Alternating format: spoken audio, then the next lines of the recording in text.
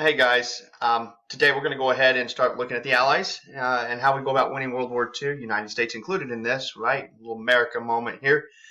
So we're going to spend the entire time, probably about 2 videos going over that, and it should get us ready to look at Section 5 stuff when I come back, and hopefully we can get through that and prepare for the test, as it should be coming up hopefully on a Tuesday or Wednesday, but we'll kind of see how things go. So let's go ahead and get this show on the road. So to kind of start this off, we're going to start in the United States, something I'm going to talk about a lot more in depth next year, but I want to look at the way Japanese Americans were treated after Pearl Harbor. There was a definite fear of the Japanese Americans and the Japanese period. Anybody of Japanese ancestry was feared quite extensively. We were really afraid what's going to happen is they're going to turn on us. They're actually going to remain loyal to the Japanese. And now on the West Coast, where many Japanese and those of Japanese ancestry, whether they're citizens or not, we're really afraid they're going to turn on us. And so there's this paranoia. So much so that Roosevelt in 1942 in February is going to issue Executive Order 9066, which ordered all those of Japanese ancestry to basically go on a short little vacation to internment camps. I don't really have much of a choice in it. It's one of those deals that's required by law, and so they will be removed from the coast to avoid any threat.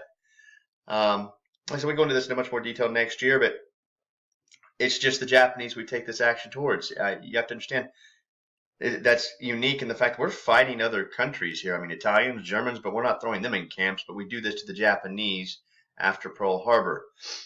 So these camps are out away from the West Coast, isolated from any area in which possibly could be vital to our military interests, so there's no chance of any sabotage, spying, or anything of that nature that could damage our war effort. Crazy thing about it, 65% of those people that were brought there were U.S. citizens that were born in the United States. And in order to not have to go to the internment camps, many will actually volunteer to fight in World War II for us in Japanese units. And, just to fit the theme, we won't send them to fight in the Pacific either. Those gentlemen will go off and fight in Europe for us because we do not trust them in the Pacific theater because, once again, we are afraid they may stab us in the back. Now, while they're off overseas fighting, their families have to go to the camps. It's just the way it is. But it's the way that they feel they can prove their allegiance, their service to us, and their loyalties. So we're going to pick back up in Africa Part 2 now.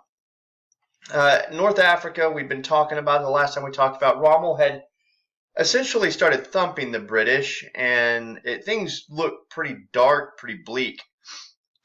He secured the city of Tobruk for Germany, which we talked about last time, and the Allies are going to send in Bernard Montgomery to take control of the British forces. His nickname will be Monty, and he will be famous because he's very good at what he does. And he's going to work with a well-known man here in Kansas in North Africa known as General Dwight D. Eisenhower at this point. Not president, but the general. So here we see a picture of Rommel. Once again, flashing that grill. There's Monty, all serious all the time. And you can see, once again, like I said, Eisenhower and him worked hand in hand in getting things taken care of in North Africa. And later on, when we go into France to liberate France. But we'll get there in a little bit. So one of the most important battles in North Africa is going to be the Battle of El Alamein, in which on the night of October 23rd, you're going to see the British open up on the Axis soldiers and catch them completely by surprise.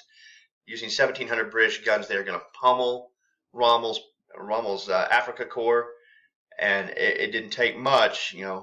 Basically, you guys can do the math, I would hope. In about 11 and a half days, Rommel's army was done. They had been beaten. They were caught off guard, and Rommel's forced to retreat. So Rommel's being pushed west against North Africa, and you can see they're running after him. You can see up there, up in the northeast corner, and I think if I highlight this, you'll be able to see it right here. There's El Alamein. The British are pushing Rommel and his forces back, which is all fine and dandy. That gives Rommel a chance to possibly regroup. Except he's going to run into a small problem coming from the other side, and he's going to be lodged in a two-front war. This all begins with Operation Torch, which was led by Eisenhower. On the 8th of November, 107,000 troops are going to land, and these are Allied troops in Morocco and Algeria.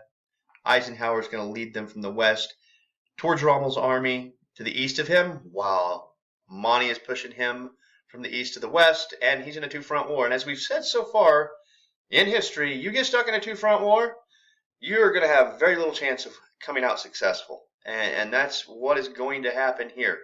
The Afrika Korps will be completely destroyed by May of 43 as Rommel's caught between both of them.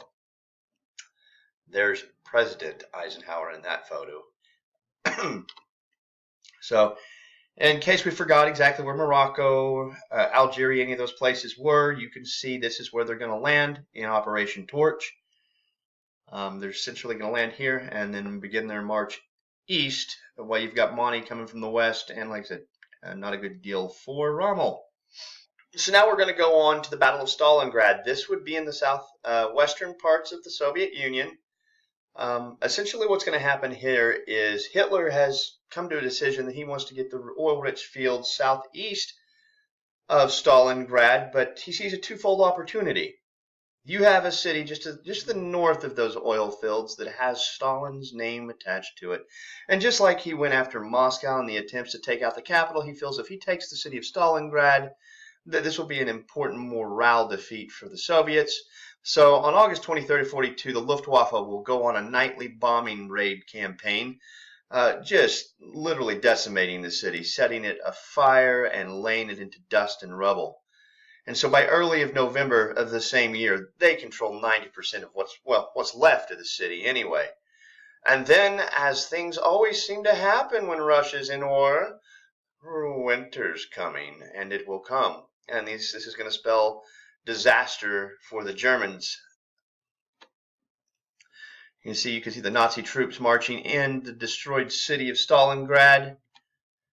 Here you can see some Russian patriots, some Soviet patriots, basically hiding out in the city, and they're going to defend this city and what they have left, basically using a lot of guerrilla warfare tactics. You will have snipers encamped in these buildings, moving around, and this will become a sniper's haven, in which they will wait and until the time is right. They don't go after just individual soldiers unless it's a necessity for their own life. They'll wait until a specific, leadership position comes with a general, a captain, anybody of high rank, and they go to attack them and try to take them out first in hopes to disorient the efforts of the actual German army. Here is just an example of some of these Russian snipers. This was key in the Battle of Stalingrad. They're very effective in what they do, and you're going to see that they're going to serve their purpose well. So on November 19th, tell me, stop me, well, you can't on this specifically, but it's not like you haven't heard this before. This whole concept of no retreat, as it will be issued from Hitler. And this once again goes back to his ideology, this concept of Aryan superiority. They're going against an inferior people, and there's absolutely no reason to retreat whatsoever. The same things that we've seen in Moscow as well. So on November 19th, the Soviets are going to launch a counterattack, and they close in around Stalingrad and trap the Germans inside the city. And they're going to practically place the Germans under siege warfare conditions, much as you would see in other places. So they cut off the supply lines, but Hitler refused to allow his generals to retreat. And the city's got to be held at all costs. Now, Hitler knew that they were probably doomed, and there was no chance that he was so furious with them. He expected the generals, the main one in charge, to go ahead and just basically commit suicide. Take his life, let the soldiers fight to the death, and that would be the end of it. But that's not what happens. This general decides instead that he is going to surrender, but he's also going to help the Soviets in their fight back against Hitler. He is so furious with him, he actually changes sides. So on February 2nd of 42, 90,000 troops are going to surrender. 240,000 German soldiers die in this. 1 million Soviet soldiers die. And Stalingrad saved, sort of, considering the majority of it is completely destroyed. But in the end, for morale purposes, Stalingrad was defended. So we'll move on to Italy. On the 10th of July in 43, Allied forces, after winning the North African campaign, will land on the island of Sicily and then capture it in less than a month. And on July 25th, as Kyler would tell you, it's a great day. King Victor Emmanuel III is going to fire Mussolini and have him arrested. This goes back to that concept we talked about at the very beginning, in which he does not quite have the status in Italy necessarily that Hitler will in Germany, or Stalin does in the Soviet Union. And King Victor Emmanuel says, yes, enough. Man, we're done. The people want him out. He wants him out, and he has him arrested. But just like when we've seen the Italian struggle trying to take Egypt, dun, dun, dun, dun, here comes Hitler to the rescue. So here is the invasion plan. As you can see that they are going to come up from Tunisia. You got the British here, Americans are involved in this here, and they're going to come up through. And you're going to go to Sicily, and then they're going to come up to the beaches at Salerno. What's interesting about these beaches at Salerno that plays a little bit of impact later when it comes to the invasion of Normandy, the beaches at Salerno that they land on are very similar to the ones that you will see in Normandy. And it's going to kind of tip off one of the best generals that the Nazis have, that would be a possible landing place at Normandy. And we'll get to that later. So the Germans seize control of northern Italy. Like I said, they're going to come and save Mussolini's tail. They put him back in charge, but it's to no avail. The Allies continue to move up the peninsula, taking over Rome on the 4th of 44.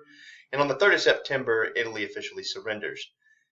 The war's not over in Italy, though. The Nazis are still there, and the Nazis are going to continue to fight well until after Germany falls in May of 1945. Here you can see the famous Colosseum in Rome as the Allies are marching through the streets, taking it back over.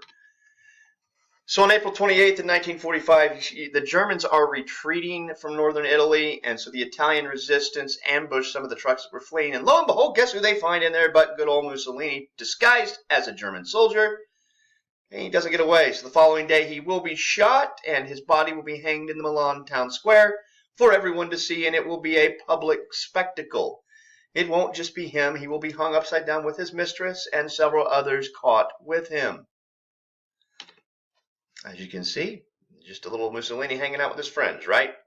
Anyway, this was a public spectacle, and thousands will show up to witness the event. And most people are thrilled he's gone.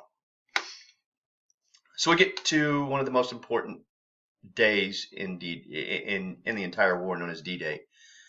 The Allies have been trying to figure out how they would open up a Western Front in Europe for some time and have been planning it. Working on this with Great Britain, they're going to secretly start building a force on the islands of Great Britain. They plan to attack across the English Channel, liberate France, and continue on liberating the countries of the Netherlands, Belgium, and on across the east until they can get into Germany. And it's not going to take much once they get in. But getting in is going to be the issue. It's going to be a struggle. So in May of 1944, thousands upon thousands of planes, ships, tanks, landing craft, you have 3.5 million troops, are waiting for the go sign, waiting for orders that it's time to go. Eisenhower himself is going to plan the strike on the coast of Normandy in northwestern France. He cannot let Hitler know, and so he has to come up with some sort of diversionary tactics to lead him into think, hey, I'm not sure where they're going. Because Hitler knows Rommel, who's still alive actually and had retreated to Europe, is going to be there in charge of the defenses in the area, trying to figure out as well where they're going. But they didn't know where it was going to come. It was coming, just didn't know where. So to keep Hitler guessing, they're going to try and do whatever they can to throw him off the scent. So one of the things they do is they even set up a dummy army with its own headquarters and equipment. This dummy army is actually inflatable. Right, you guys have been to the bouncy houses and things of that nature. They actually create an inflatable army. And from the air, you can't tell whether it's real or not. It looks real. And so they put this dummy army at the French seaport of Calais. The importance of that is it is the closest point, or one of the closest points, between France and Great Britain across the English Channel. So theoretically, Hitler's going to buy into this to some degree because it makes sense. It is logical that that would be a great landing point for them because of the distance that they need to cross. All right, I'm going to take a pause here. We're going to move on to video 2, and we'll talk to you in a bit.